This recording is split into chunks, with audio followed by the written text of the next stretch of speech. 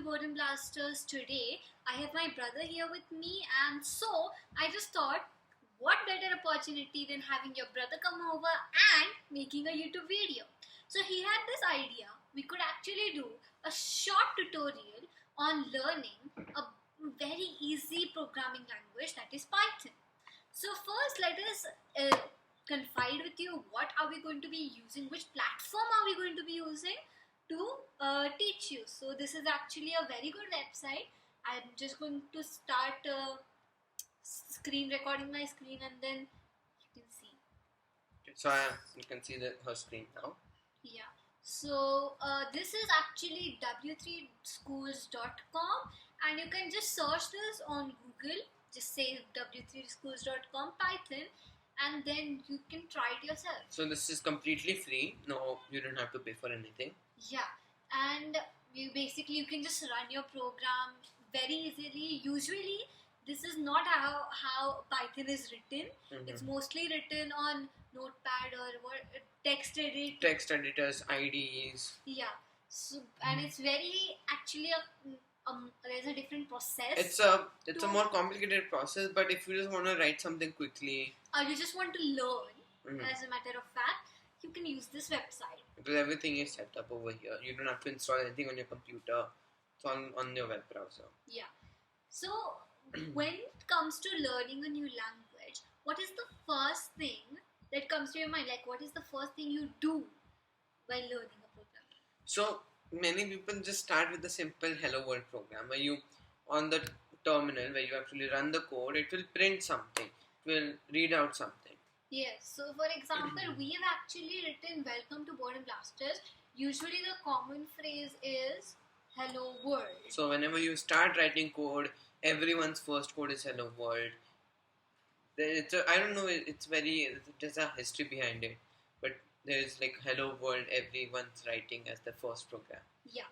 So I would recommend that while we go through this tutorial, you go open W3 Schools on your laptop or on your device and follow along with us. And you can watch this video again to just like, these are going to be the basic concepts, not so complicated. I mean, you can do a lot of things on Python when it's a very universal language. So that's why one of the reasons we're teaching it. It's very universal. You can do many things with it. Yes. So pause the video, go through it, and yeah. Now, have you ever seen in maths, or you must have heard about it if you're watching this video. I'm sure you're not like a 5-year-old or 6-year-old if you're watching this video, but you must have heard of the concepts variables in maths. Now, this is actually a big concept in Python.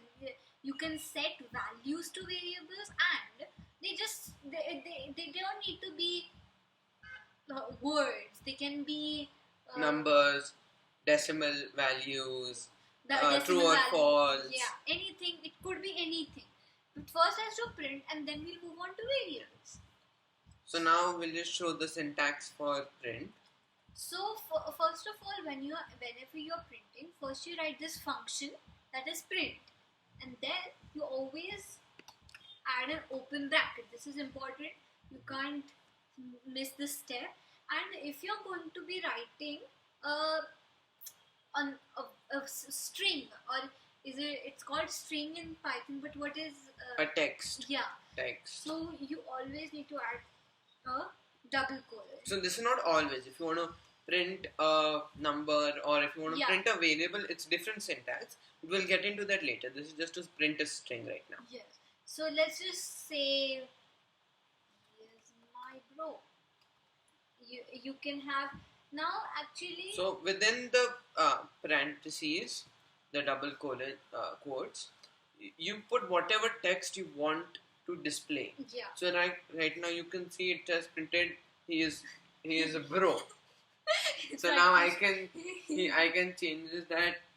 I can change this to she is my sis. And if I run that, then it's gonna. So whatever is between those semicolons. Yes. Not semicolons, but the double quotes. Double quotes is what will be printed on the screen. So Python is very easy to understand. It's very It's very close to English, so that's why print. You can easily understand what it might do. Yeah, the programming languages have like a big history. It's actually there have been assembly languages and stuff like that.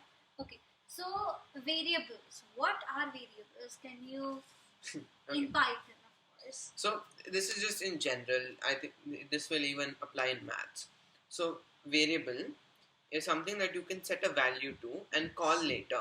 So I can set the variable age to equal to 12 and call that. So then I can print out the variable. Yeah. So basically, you can combine these two concepts of assigning a value to a variable and at the same time printing something. You can combine these two concepts like, suppose I have the variable var1. It's just, you can have anything, to be honest, but like var1 and then equals to, that is important. So this is how it is, okay? Yeah. So I'm just going to write a comment. This is how you write a comment. Comment means it's something for the humans to understand, but the computer won't actually run it. Or it's not going to be something in the output program. It's going to be something for our own reference. So maybe a month later you come back to the code and then you can write a variable that, oh, this is how it is. This is what I wrote. You forgot like, oh, why did I add this variable? So you can say to store this information or whatever. It's like that. So this is how the syntax for a variable is. You first write the name and equals to sign and the value. Yeah. Now if suppose, now it also depends, or is it a string or is it a number? Is it an integer? So in Python, you don't actually have to specify is it an integer. You can first assign an integer value and then later in the program you can change it to a string. So basically like this. First it is, it can be banana. It could be anything you want, a banana suppose. And I'm going to, since var1 has the value of banana, I can, if I say print var1. So this is how you print a variable's value. Yes. So this is how it's going to be. Okay, now you can see it's printed banana. It didn't print var1. Why? Because var1. Now, if suppose I wanted it to print the letters var1, this is where double quotes come in handy. Like to assign, to tell the program, to tell the computer that no, I'm not talking about a variable. I'm actually talking about this word. This is when you will add a double quotes and it will say var1. So now, like I was explaining that in Python, so in something like Java, you cannot do this. You cannot assign a string and then change it to an integer. But in Python, I can say var1 is equal to 12. Yeah. And now then you I can can again print var1. And I can print var1. And now you will see that once you run it, you will get banana And and 12. So, 12. So it might be the same variable, but it was assigned to different values as the program went on. I mean, I'm like, okay, I don't need banana anymore, so let's just change it because. So ideally, this is not good code practice. You should always keep a variable the original value. Yeah. You can increase, for example, in an integer, you can increase it from 12 to 13 as an index. But whenever if you want to have two different values, then you should always use two different variables. So now I can define var2 and say 12 and remove this. And this is much better code. Also, you cannot have a name like this. This is invalid syntax. You can't have spaces, and I think it was something like you can't even start your variable with a number. Yeah. Yeah.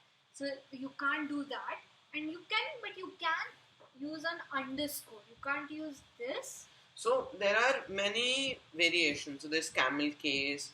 So camel case is something like happy birthday. This is camel case. Then there are many others. Happy, and then you do underscore, and then I forgot what the name for this one is, but you can have happy birthday. I personally like to write this way. The first one. Because it is much easier to understand. Not just understand, but write quickly. Yeah. Then you have to find the underscore and click it. So, okay. But it's your preference. But it's it's all your opinions and preferences. So we could. So what's the next thing to learn in Python? So how about we move on to?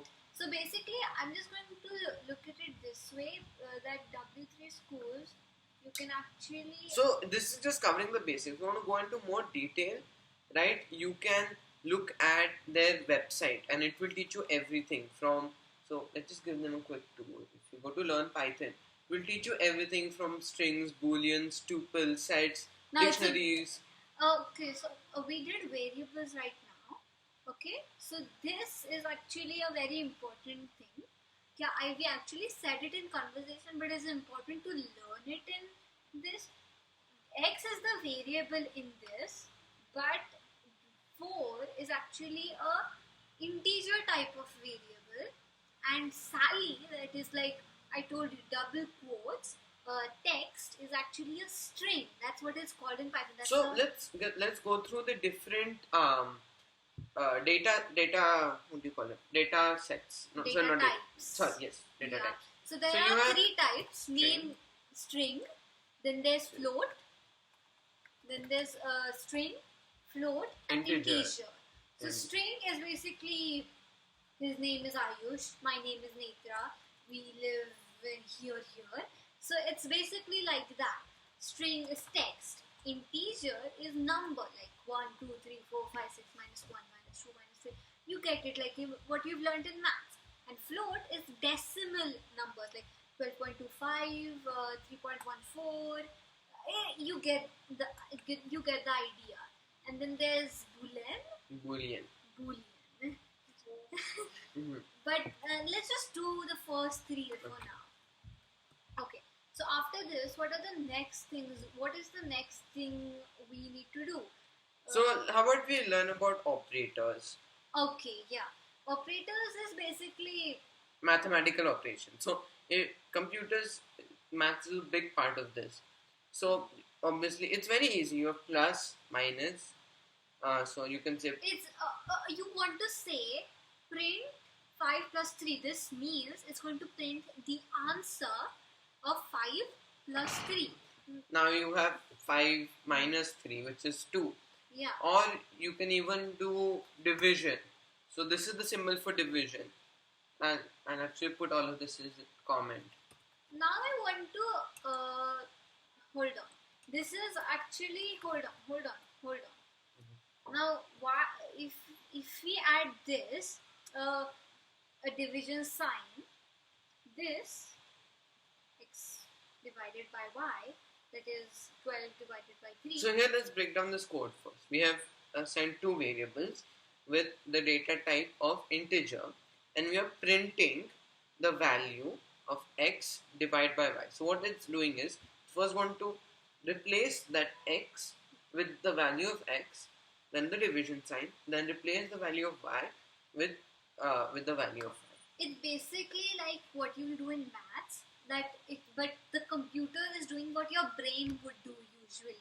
Like if you get this sum, x divided by y, and your teacher has told you that x is 12 and y is 3, your brain will calculate that this means 12 divided by 3, that is 4. Now after this, we could actually, these are all the operators. These are the ones you would commonly know. That is addition, subtraction, multiplication, division. It doesn't have the the sign you usually use, that is the cross. This is what is used in computers usually. So what is so we won't go through all of these. We'll just explain these 4. But if you want to go into more detail, again go to W3 schools, or you can follow some other websites or anything. This is just the basics. Yeah. So now there's this assignment operator. This is a bit more complicated to understand, but at the same time not that complicated. X is equal to y, and y, that is the basic one. After this there will be this one, x equals to y, and x equals to plus equals to 3. This is actually a bit more complicated to understand. So this is what this does is, this is simple. So it will take the value of x and increment its value by 3. So you cannot do something like this. This will give you an error. You cannot add a string to it. Yeah. Like this. So let's just see what it will return. So this is what I wanted to also add, that in Python, if you make a mistake, this is what it will give you. It won't give you a proper output because the computer realized that there's a mistake. So it's actually, you really need to understand that you can't make errors in Python. So here you can add same values. For example, we added string and string. Yeah, or you could actually, to make it more realizable, you can do string and Python, pitching, whatever. So what it's actually doing is that x has a value already, and it's adding something to that value. We are not replacing it. We are adding something to that value. First, we were completely replacing it, and now we are changing it. So modifying this can be useful in many cases where you need to keep an index. So for example, you have multiple values, and you need to keep an index of which one is which. So you can use a variable and say that once you figure out what the value of this is, increase the index and check out what is the next one. Yeah, it's actually every function or what function in Python. It could be used in big programs, but this is just like the basics. Now, after this, we could do if else. If else is probably a very common thing in programming languages, especially like probably the easiest language to do is for kids is basically Scratch. It's like a this. Now this is going to be the last concept, if else, and we'll end this session for today. So let's start with if else and wrap it up. Yeah, if you like this, then we can create some next parts and explain more into Python. Yeah. So basically, so let's first assign a variable called x. Yes. Let's just say we have a variable called So x. here's what we're going to do. Okay, what we'll do is that if the value of x is equal to 5, okay, then print the value of x is 5. Otherwise, whatever else is the value, print that the value of x is not 5. Okay. So to say first that now, first of all, one thing we'd like to mention in Python, indentation is important. The spaces you're giving. So in real life, there's a huge debate about spaces or tab, but it's very easy to use tab. You can just hit the tab button and it will give an indentation. This is actually a very common example, and okay, so let's say this is A is 5 and B is 25, and if B is greater than A, then print B is greater than A. It's actually a very easy example of if and else. So can you Ayush is going to be adding else to this thing. So what is exactly the meaning of else? It means that if the statement or the condition given in the first if it will print something, but if it's not true, then it will have to do something else. If we don't add else, it just won't do anything. It will be blank and it will do nothing. Now let's see, look at it this. If A was 5 and B was 3. So please explain it. Okay. So what this is doing is, it will first check for the condition. Is B greater than A? Which it is not. Then it will look that do you have any other condition set? If not, then it will always default to else. So if that condition is not met, it will go to else. So now if we change this to, let's see what happens if we do 5 and 5. Yeah. Let's see what it will return. B is not greater than A because you see, we didn't do anything that it basically, because it is not greater than, it is equal to, it's not greater than. We never said that. So because that initial condition was not met, it defaulted to else because it's not greater, it's equal to. Yeah. So it defaulted to else. So there are even more like else if, and then it's, but let's end this today here because I really hope you liked this session. I've tried, we tried to make it as easy as possible. If you really like this, please like the video and subscribe to my channel, and I'll see you next time. So bye.